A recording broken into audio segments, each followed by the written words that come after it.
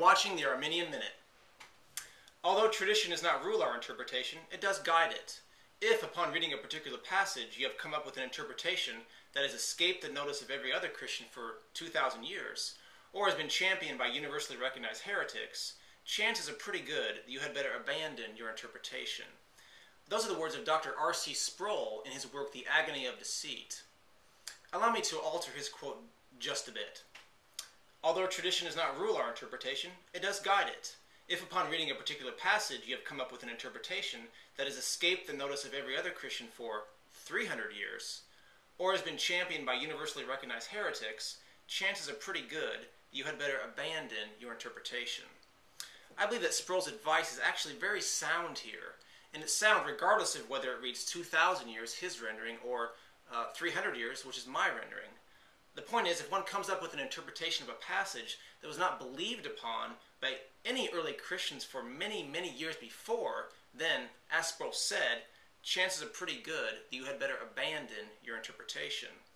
This quote by Sproul was included, kind of ironically, in the DVD Amazing Grace, a DVD which promotes the doctrines of Calvinism.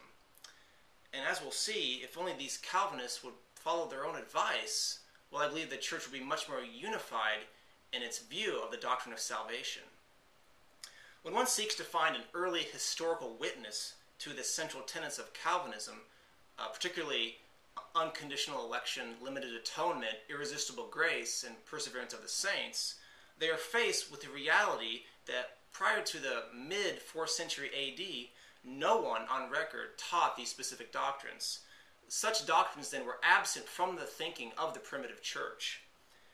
Given today's rising popularity of Calvinism among evangelicals, this might come as quite a shock to you. At least it did to me when I looked into the issue years ago. Well, a possible reaction to such a well-established fact is, well, perhaps the apostles themselves were not equipped to transmit this essential aspect of doctrine to the next generation of believers. But this surely cannot be the case. For Paul told the Ephesian elders that he kept back nothing in teaching that was profitable to them. He did not shun to declare to them the entire counsel of God, the whole counsel of God, Acts chapter 20.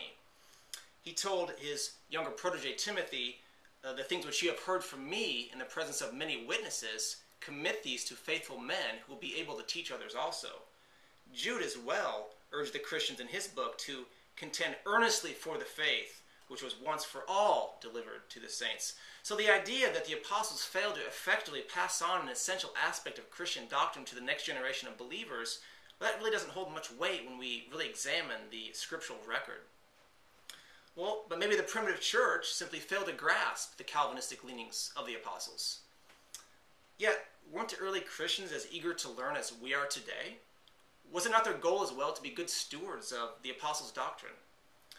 And given that they were in such close proximity to the apostles, obviously understanding the historical and cultural dynamic well, they knew the Greek language well, were they not then in a good position to hear clearly the primary tenets of the faith as articulated by the apostles?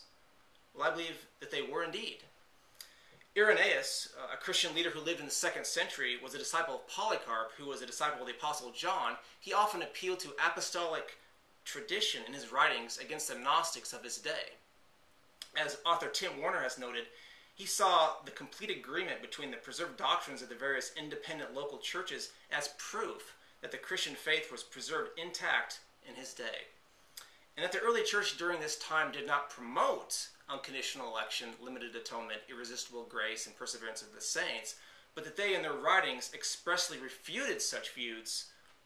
Well, this holds strong weight that Calvinistic thinking was not part of the body of teaching that was passed down from the apostles to the next generation of Christians.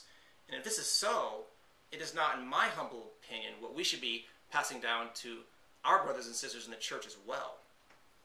The DVD Amazing Grace, in their promotion of Calvinism, fails really to follow their own sound advice to discard interpretations of passages that have escaped the notice of Christians before them for many, many years.